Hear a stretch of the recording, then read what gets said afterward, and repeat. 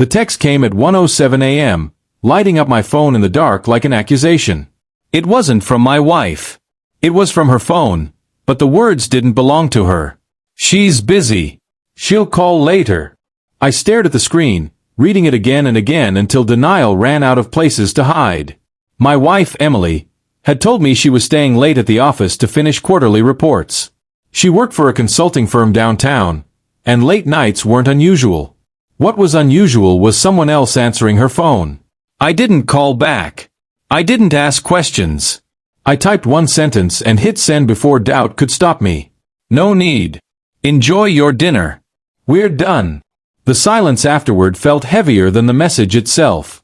I set the phone down and sat on the edge of the bed, listening to the house hum, realizing a marriage doesn't always end with shouting. Sometimes it ends with a single line of text that tells you everything you need to know. My name is Ryan Keller. I own a small logistics company just outside Columbus, Ohio. Warehousing, freight coordination, long hours, predictable routines. Emily and I had been married 11 years. No kids, shared plans, shared accounts, shared assumptions. She was ambitious, driven, always chasing the next promotion. I supported her without question. On the screen, her boss's name sat above the message like a punchline. Mark Jensen. Married. 2 kids. Company car. The kind of man who liked reminding people he was important. I didn't feel angry yet. I felt embarrassed for trusting so easily. I thought about all the late nights, the business trips, the new dresses she said were for networking. The puzzle pieces rearranged themselves without effort. I turned off the bedside lamp and waited. I didn't pace. I didn't drink. I just sat there, strangely calm, like my body knew the worst part was already over. 10 minutes later, headlights washed across the living room wall. I hadn't expected that. I should have. The knock wasn't loud. It was urgent. Controlled. The kind of knock meant to look reasonable. I opened the door without hesitation. Emily stood there, eyes wide, face pale, coat half-buttoned. Mark was beside her, jacket wrinkled, confidence leaking out of him by the second. They didn't step inside. They didn't need to. Ryan, please, Emily said immediately, voice shaking. It's not what you think. Mark tried next, hands raised slightly like he was calming an animal. There's been a misunderstanding, he said. I shouldn't have texted from her phone. I looked at both of them and felt something settle permanently. Not rage. Finality. You shouldn't have answered it at all, I said. Emily started crying, fast and loud, like she'd been holding it in all night. We were just having dinner, she said. Talking. I nodded slowly. At 1 in the morning, I replied. With your boss. Silence filled the porch. Even Mark understood how stupid that sounded. They both started talking at once. Explanations stacked on excuses, overlapping and collapsing under their own weight. Emily said it was emotional, not physical. Mark said he was mentoring her. Emily said she felt neglected. Mark said nothing crossed a line. I listened without interrupting, because listening cost me nothing anymore. When they finally stopped, I said one thing. You answered her phone like you owned her time. Mark flinched. Emily looked at him, then back at me, realizing something too late. Ryan, please, she said again, stepping closer. Don't do this. I didn't raise my voice. I didn't do anything, I said. You did. Mark tried to salvage control. Let's talk inside, he suggested. Like adults. I smiled once. Adults don't sneak around and text husbands at 1 in the morning. That was when Mark's confidence fully collapsed. He looked at Emily, not me. We should go, he said. Emily shook her head desperately. No, please. I stepped back and closed the door gently, locking it with a quiet click that sounded louder than shouting. I didn't sleep. I didn't need to.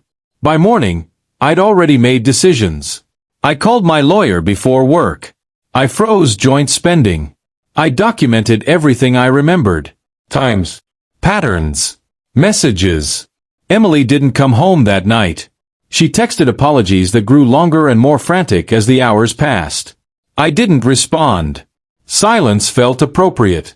Around noon, Mark called from a private number. I didn't answer.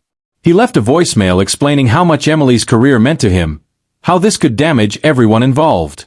I deleted it without listening twice. When Emily finally returned the next evening, I was already packed. Clothes, documents, personal items. I left the furniture, the shared decorations, the staged life.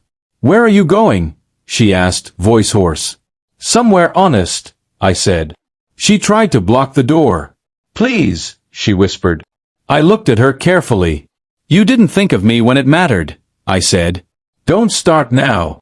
I walked past her, carrying a bag that felt lighter than it should have. In a town like ours, truth doesn't stay quiet for long. Emily's sudden, personal leave raised questions. Mark's wife asked harder ones. Office rumors spread faster than official statements. Emily called daily. Sometimes crying. Sometimes angry. Sometimes bargaining. I answered once, just to say, I'm done explaining. That was enough. Divorce papers followed within weeks. Mark was quietly removed from leadership and reassigned to a different branch. Emily lost the promotion she'd been chasing for years. None of that gave me satisfaction. Consequences rarely do. What gave me peace was consistency. No more guessing. No more late-night lies dressed up as ambition. I moved into a small apartment near my warehouse, the kind of place where nothing echoes with memory. Friends asked if I missed her. I told them the truth. I missed who I thought she was. That version never showed up at my door begging. The woman who did was someone else entirely.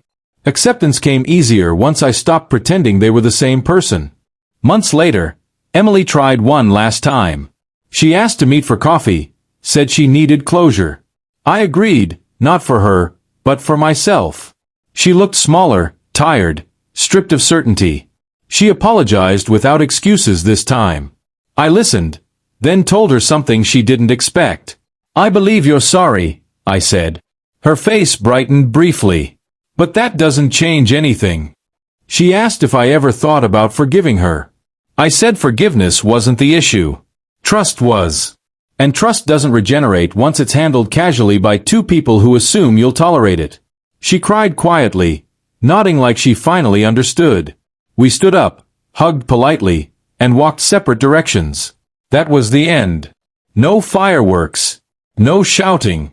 Just distance doing its job. I learned something important through all of it. Betrayal isn't always dramatic. Sometimes it's professional, well-dressed, and confident you won't leave. The most powerful response isn't confrontation. It's departure without hesitation or apology. People still ask how I stayed so calm that night. The truth is simple. When her boss answered her phone, the decision was already made for me. Respect doesn't require negotiation. Loyalty doesn't need supervision. And marriage doesn't survive when outsiders feel comfortable speaking for your spouse. I didn't lose my wife that night. I lost an illusion that would have cost me years if I'd protected it longer. The begging at my door didn't change anything because clarity had already replaced hope. Walking away wasn't dramatic. It was efficient. Necessary. I don't hate either of them.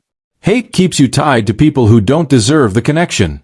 What I felt instead was release. I sleep better now. I work better. I trust my instincts again. And whenever my phone lights up late at night, I don't feel anxiety anymore. Just silence. Clean, honest silence.